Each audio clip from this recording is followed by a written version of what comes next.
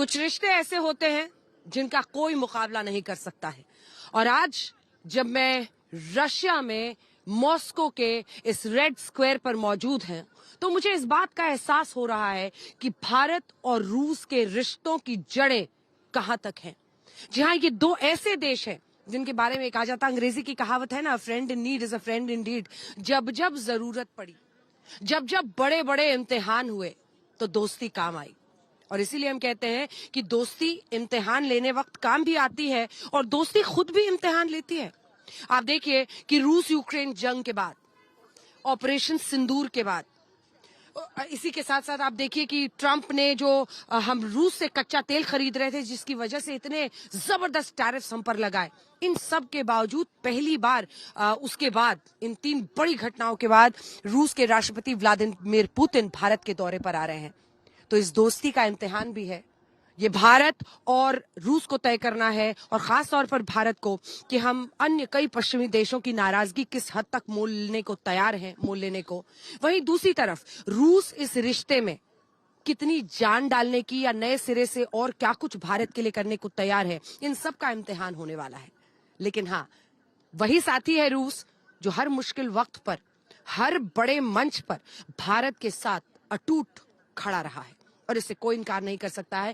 क्योंकि देखिए, कई रिश्ते आए, कई दोस्ती कई सारे ऐसे देशों के साथ हमारे हैं, लेकिन जो रिश्ता भारत और रूस के बीच का है, उसका कोई सानी नहीं है। आप सोचिए कि कच्चे तेल की खरीद को लेकर रूस से जो भारत पर जबरदस्त टैरिफ्स लगे, उसकी वजह से एक दबाव बनाने की कोशिश जरूर थी, एक आर्म ट्विस्टिंग की कोशिश हो रही थी। वहीं दूसरी तरफ रूस को रूस यूक्रेन युद्ध के बाद लगातार पश्चिमी देशों के सैंक्शंस का सामना करना पड़ रहा है। लेकिन इसके बावजूद अगर आज भी रूस और भारत ये जानते हैं कि ये रिश्ता अडिग है, ये रिश्ता आगे बढ़ना चाहिए, तो उसी भरोसे का ये आधार बनकर आगे ये रिश्ता जा रहा है। आइए आपको अपनी इस रिपोर्ट के जरिए ये समझाने की कोशिश करते हैं कि क्यों कुछ ऐसी भी दोस्तियां दुनिया में होती हैं दो देशों के बीच में, जिनकी कीमत, जिनकी अहमियत, जिनमें भरोसा, जिसकी ताकत कोई आंक ही नहीं सकता है। उनमें से एक है भारत और रूस का रिश्ता। India, very, very tough, very, very tough. Putting secondary sanctions on India. We were not happy with him buying oil from Russia because that lets Russia continue on with this ridiculous war where they've lost 1.5 million people. So, राष्ट्रपति Donald Trump से एक बहुत बड़ी चूक हो गई। वो इस बात का अनुमान लगाने में गलत साबित हुए कि उनके दबाव में मोदी और पुतिन की दोस्ती खत्म हो जाएगी। राष्ट्रपति ट्रंप ने राष्ट्रपति पुतिन को अलग थलग करने के लिए भारत पर कई तरह के दबाव बनाए। उन्होंने रशिया से कच्चा तेल खरीदने के लिए भारत का लगातार विरोध किया, जबकि युद्ध की शुरुआत में अमेरिका ने ही कच्चे तेल की कीमतों को स्थिर रखने के लिए भारत को ऐसा करने के लिए प्रोत्साहित किया था। इन आरोपों के आधार पर राष्ट्रपति ट्रंप ने भारत का टैरिफ 25% से बढ़ाकर 50% भी कर दिया और भारत पर ये आरोप लगाया कि हम यूक्रेन युद्ध में रशिया की आर्थिक मदद कर रहे हैं। राष्ट्रपति ट्रंप ने यही सोचा था कि भारत इस टैरिफ के दबाव में आकर रशिया से अपनी दोस्ती को तोड़ लेगा और राष्ट्रपति पुतिन अलग थलग पड़ जाएंगे, लेकिन ऐसा कुछ नहीं हुआ। राष्ट्रपति ट्रंप से ये समझने में चूक हुई कि भारत और रशिया की दोस्ती टैरिफ के पहाड़ से गिराई नहीं जा सकती। ये दोस्ती 7 दशकों से मजबूत हुई है और भारत ने अमेरिका को साफ कर दिया कि हम वही फैसला लेते हैं जिसमें हमारे राष्ट्रीय हित का भला होता है। भारत के किसान, भारत के मछुआरे, भारत के पशुपालक, उनसे जुड़ी किसी भी अहितकारी नीति के आगे मोदी दीवार बन के खड़ा है।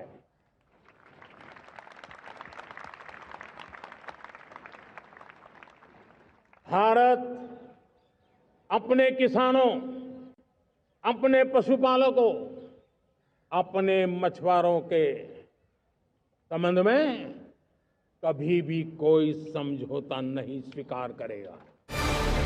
राष्ट्रपति ट्रंप इस दावे के साथ सत्ता में आए थे कि वो रशिया और यूक्रेन का युद्ध समाप्त करा देंगे, लेकिन अब तक वो ऐसा करने में नाकाम रहे हैं।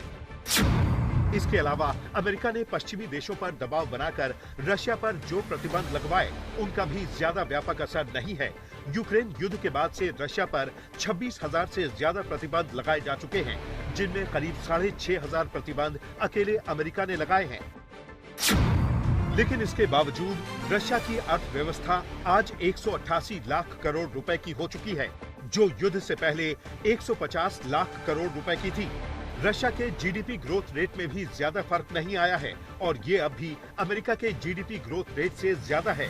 2024-25 में अमेरिका का जीडीपी ग्रोथ रेट 1.4% था, जबकि रशिया का जीडीपी ग्रोथ रेट 1.5% था। रशिया की ये स्थिति तब है जब उसने यूक्रेन युद्ध पर पानी की तरह पैसा बहाया है। यूक्रेन की सरकार का दावा है कि रशिया 2022 से अब तक इस युद्ध पर 88 लाख करोड़ रुपए खर्च कर चुका है, जबकि रशिया का कहना है कि उसने इस युद्ध पर 26.5 लाख करोड़ रुपए खर्च किए हैं।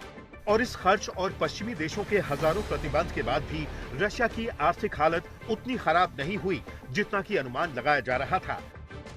सबसे बड़ी बात यह है कि ना तो राष्ट्रपति पुतिन किसी दबाव में आए और न ही प्रधानमंत्री मोदी ने किसी दबाव को भारत पर हावी होने दिया और मुश्किल वक्त में भी भारत और रशिया की दोस्ती कमजोर पड़ने के बजाय मजबूत बनकर उभरी। ये वो वक्त था जब रूस और यूक्रेन का युद्ध छिड़ चुका था। आप सोचिए कि कूटनीतिक रूप से बहिष्कार, आर्थिक रूप से घेराबंदी, नैतिक रूप से चारों तरफ से तिरस्कार, इन सब का रूस सामना कर रहा था। और ऐसे घड़ी पर भारत ने यह तय किया कि हम रूस को लेकर सख्त रुख नहीं अपनाएंगे। हम ये तय करेंगे कि भारत के हित में क्या है। अगर हमें रक्षा सौदे करने हैं, अगर हमें तेल के सौदे करने हैं, तो हम वो करेंगे, क्योंकि वो भारत के हित में है। और यही रूस के साथ ऐसे वक्त पर हमारा खड़ा रहना इस तरह से काम आया है कि रिश्ते में एक मजबूती आई। आप सोचिए कि अमेरिका ने तो 50% टैरिफ लगा दिया कि आप जो तेल रूस से खरीद रहे हैं उसकी वजह से यूक्रेन पर ये युद्ध रूस कर रहा है और यूक्रेन को तबाह कर रहा है। इन तमाम आरोपों को झेला, टैरिफ में इजाफा हुआ, लेकिन बावजूद इसके हम रूस के साथ अडिग खड़े रहे। और यही बताता है कि भारत अपने कूटनीतिक फैसले किसी के दबाव में नहीं लेता है, लेकिन हाँ, अगर कोई देश हमारे साथ खड़ा रहता है तो मुश्किल घड़ी में हम भी उसके साथ, मॉरल लेक्चर कोई कितना भी दे, खड़ा रहना जानते। 1 декабря исполняется 15 лет со дня принятия совместного заявления, в котором отмечен выход наших отношений на уровень особого привилегированного стратегического партнерства. Можно уверенно констатировать, что многоплановые российско-индийские связи активно развиваются на этих.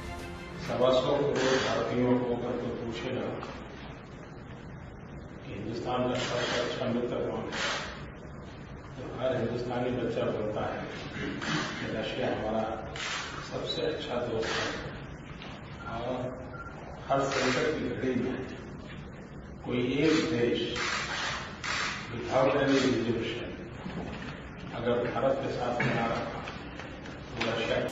प्रधानमंत्री मोदी और राष्ट्रपति पुतिन की दोस्ती की सबसे अच्छी बात यह है कि ये दोस्ती काफी सहज दिखाई देती है। आप साल 2015 का ये वीडियो देखिए, जब राष्ट्रपति पुतिन ने कहा था कि वो प्रधानमंत्री मोदी की तरह योगा का अभ्यास करके देखेंगे। ऐसे बहुत कम नेता हैं जिनसे मुलाकात करते हुए राष्ट्रपति पुतिन उन्हें गर्मजोशी से गले लगाते हैं, लेकिन प्रधानमंत्री मोदी के साथ उनका एक अलग बॉन्ड दिखाई देता है। और ये दोस्ती क्यों मानी जाती है और इसकी केमिस्ट्री को लेकर इतनी चर्चा क्यों होती है, उसे आप इन तस्वीरों से भी समझ पाएंगे।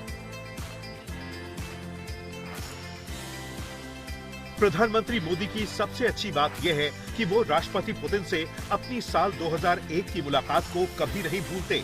उस दौर में नरेंद्र मोदी गुजरात के नए मुख्यमंत्री बने थे और रशिया के दौरे पर उन्होंने राष्ट्रपति पुतिन से मुलाकात की थी और वो उनके पीछे खड़े थे।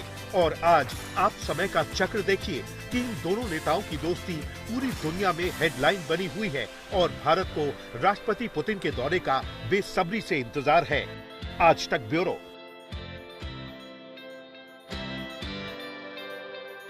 कई देश इस बात को भी समझने में चूक गए कि भारत और रूस की जो दोस्ती है वो सिर्फ किसी कूटनीतिक फायदे की मजबूरी से नहीं है। मतलब ऐसे रिश्ते होते हैं ना जो मजबूत बनते हैं लेकिन वो फायदे की मजबूरियों के बीच में रहते हैं। लेकिन भारत और रूस का रिश्ता, प्रधानमंत्री नरेंद्र मोदी का रिश्ता हो पुतिन के साथ, या फिर इसके पहले जो राष्ट्राध्यक्ष दोनों तरफ से रहे, 7 दशक लगे हैं इस रिश्ते को इतना मजबूत करने में।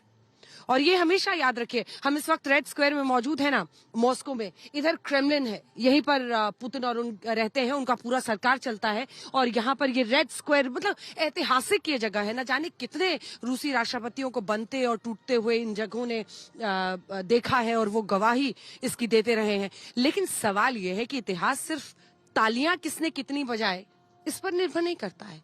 इतिहास इस बात से बनता है कि कौन मुश्किल घड़ी में साथ खड़ा रहा, कौन मुश्किलातों के बीच हड़बड़ाया नहीं और डगमगाया नहीं। इस रिश्ते को समझिए। कहते हैं कि सच्चा दोस्त वही है जो आपकी गलतियों पर पर्दा डालने के बजाय स्पष्ट रूप से अपना मत रखे, और ये चीज प्रधानमंत्री मोदी और राष्ट्रपति पुतिन की दोस्ती में हमेशा दिखाई देती है। जिस वक्त अमेरिका ने भारत पर यूक्रेन युद्ध में रशिया की मदद करने का आरोप लगाया, तब अमेरिका ये भूल गया कि प्रधानमंत्री मोदी दुनिया के अकेले ऐसे नेता हैं जिन्होंने आमने सामने की मुलाकात में राष्ट्रपति पुतिन से ये कहा कि ये युद्ध का युग नहीं है और युद्ध किसी भी समस्या का समाधान नहीं हो सकता। आज का युग युद्ध का है नहीं, और हमने फोन पर भी कई बार आपसे इस विषय में बात की है कि डेमोक्रेसी और डिप्लोमेसी और डायलॉग, ये सारी बातें ऐसी हैं कि जो दुनिया को एक स्पर्श करती है। आने वाले दिनों में शांति के रास्ते पर हम कैसे बढ़ सके, उसके विषय में जरूर आज हमें चर्चा करने का मौका मिलेगा। आपका व्यू पॉइंट समझने का मुझे भी एक अवसर मिलेगा। ये दोस्ती कितनी गहरी है, इसका अंदाजा आप इसी बात से लगा सकते हैं कि दोनों नेता आदर के साथ अपने मुद्दों की बात भी करते हैं और अपनी सहमति असहमति को भी एक दूसरे के साथ साझा करते हैं। इस दोस्ती को राष्ट्रपति ट्रंप इसलिए भी नहीं समझ पाएंगे क्योंकि उन्हें सिर्फ ऐसे नेता पसंद हैं जो उनकी तारीफ करते हों। बड़ी बात यह है कि राष्ट्रपति पुतिन ने प्रधानमंत्री मोदी को रशिया का सर्वोच्च नागरिक सम्मान भी दिया है, जिसे आधिकारिक भाषा में Order of Saint Andrew the Apostle award भी कहा जाता है। और नरेंद्र मोदी हमारे देश के पहले ऐसे प्रधानमंत्री हैं जिन्हें रशिया ने अपने देश का सर्वोच्च नागरिक सम्मान दिया है, और ये दुनिया के सबसे पुराने नागरिक सम्मानों में से एक है, जिसकी शुरुआत साल 1698 में हुई थी।